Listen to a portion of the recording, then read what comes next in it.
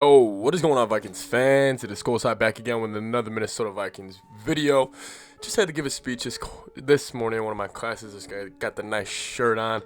But anyways, we're going to be talking about the Vikings tight end situation.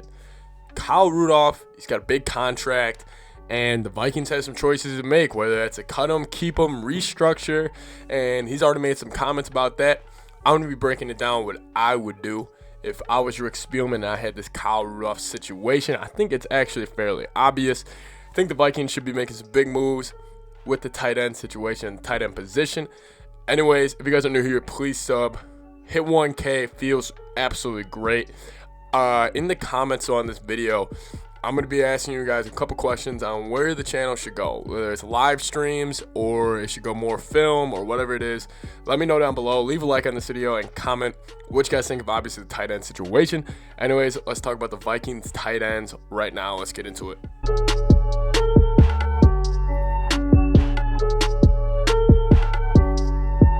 All right, so Kyle Rudolph, Rudy. Before I start this video, I want to say I got the utmost respect for Kyle Rudolph. This comes nowhere out of disrespect for him, nothing personal. This is just football and money. That is the only place I'm looking at this out of. I'm not looking at this from any other angle. I'm looking at this from a football side and a money side. And I think the Vikings should get rid of him.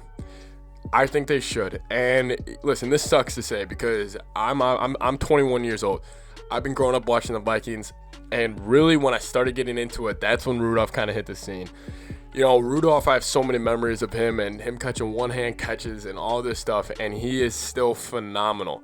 And I grew up watching Rudy, but if we got to be real with him and we want to be honest and assess him, he's making way too much money for the production he's giving us. Rudy slated to hit the cap around $10 million next year.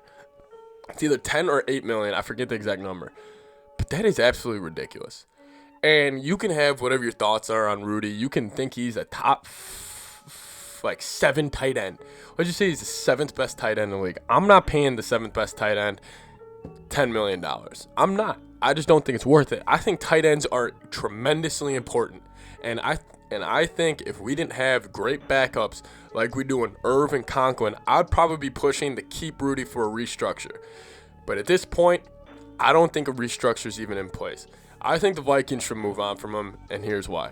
Listen, Kyle Rudolph, he's still a great red zone target, still fantastic in the red zone. He'll probably be fantastic in the red zone probably for the next 10 years if he wanted to.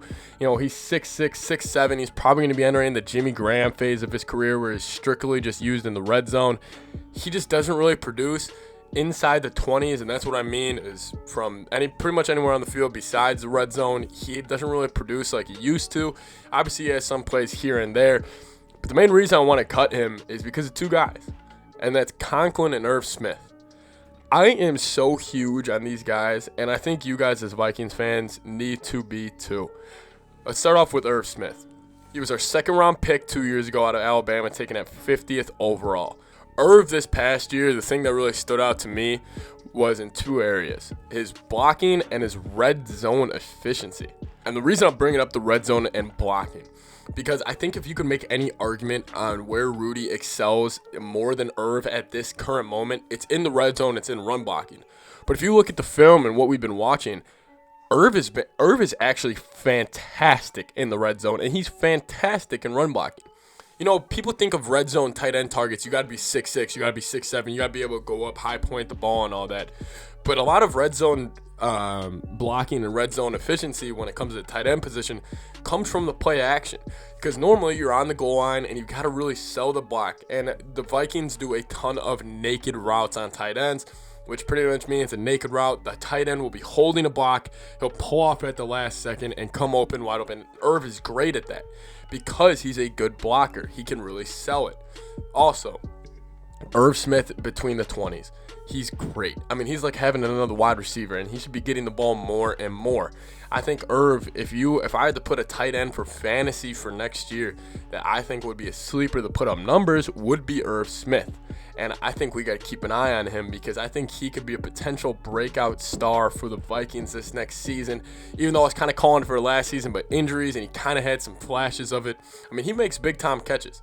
Now let's talk about the other guy, Tyler Conklin. I give him the name Gronklin. I think he could be fantastic. You know, he's still a young guy like Irv. I believe this is his 4th year coming up in the NFL. I think he could be great too. We saw him really come on at the later end of the year, and he is just a body.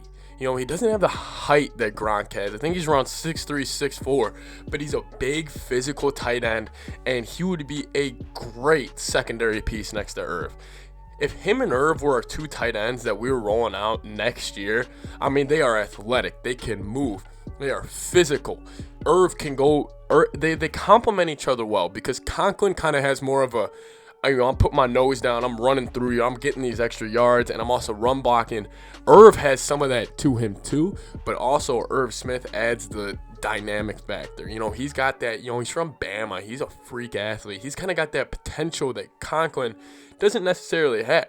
And Conklin is more the consistent, put your nose down, go to work type of guy. I mean, you see his tattoos. He's got those 2 dogs. I mean, Conklin's a very likable guy. The Rudolph, I think Rudolph should be gone. I think he's making way too much money. If we cut him, we could open up a lot of money in cap space that we could go spend on a guard.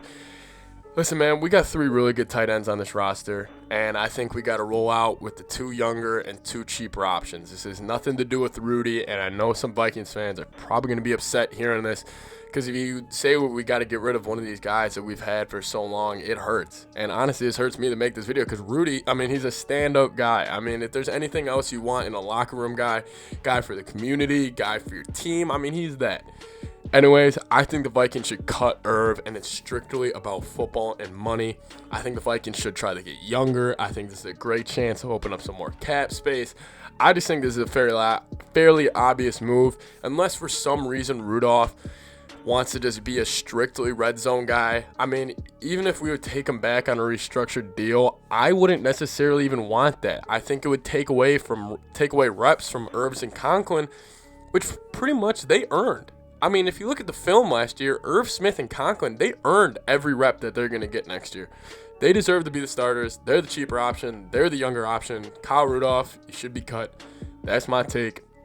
Let me know what you guys think down below. Leave a like on the video. Comment, obviously, sub to the channel. See you guys next time. Skol Vikes.